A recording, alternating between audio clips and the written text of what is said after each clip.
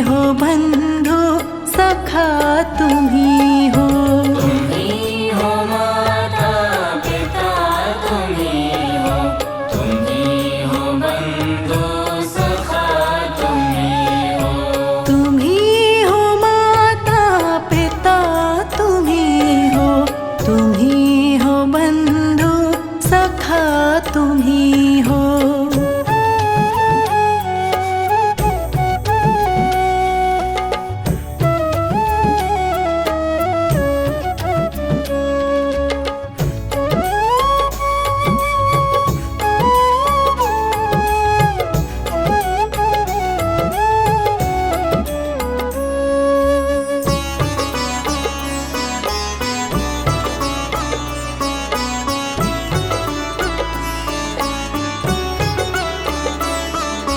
जो खिल सके ना वो फूल हम हैं, तुम्हारे चरणों की धूल हम हैं। तुम्हारे चरणों की धूल हम हैं। जो खिल सके ना वो फूल हम हैं, तुम्हारे चरणों की धूल हम हैं। तुम्हारे चरणों की धूल हम हैं। दया की दृष्टि सदा ही रखना, तुम्ही हो बंधु सखा तुम्ही हो। तुम्ही हो माता पिता तुम्ही हो, तुम्ही हो बंधु सखा तुम्ही हो। तुम्ही हो माता पिता तुम्ही हो, तुम्ही हो बंधु सखा तुम्ही हो।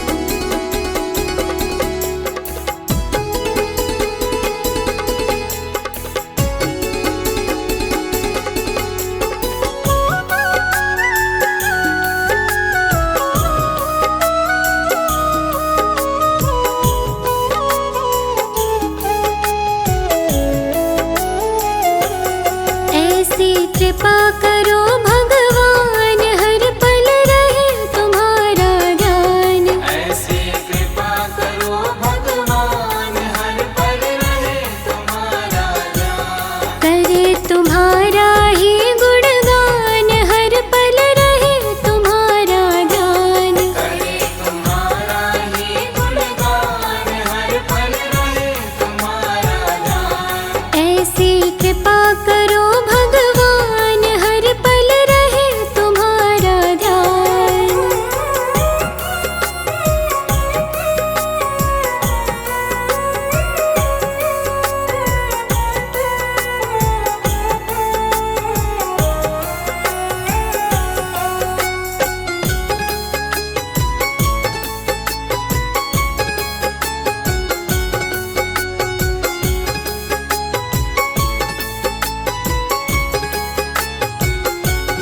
ऐसा दे दो दृढ़ विश्वास, आपको समझे अपने पास। ऐसा दे दो दृढ़ विश्वास, आपको समझे अपने पास।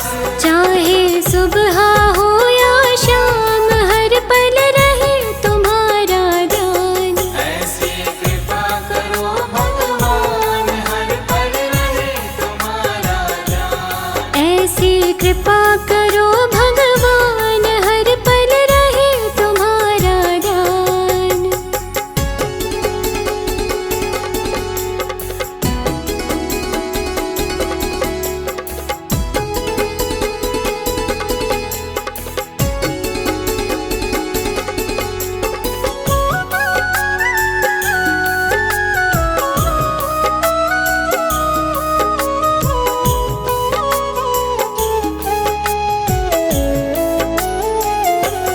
सुख में आपको भूल न जाए, दुख आने पर ना घबराए। सुख में आपको भूल न जाए, दुख आने पर ना घबराए। सुख में दुख में रहे समान, हर पल रहे तुम्हारा ध्यान। ऐसी कृपा करो भगवान, हर पल रहे तुम्हारा ध्यान। ऐसी कृपा करो भगवान, हर पल रहे तुम्हारा ध्यान।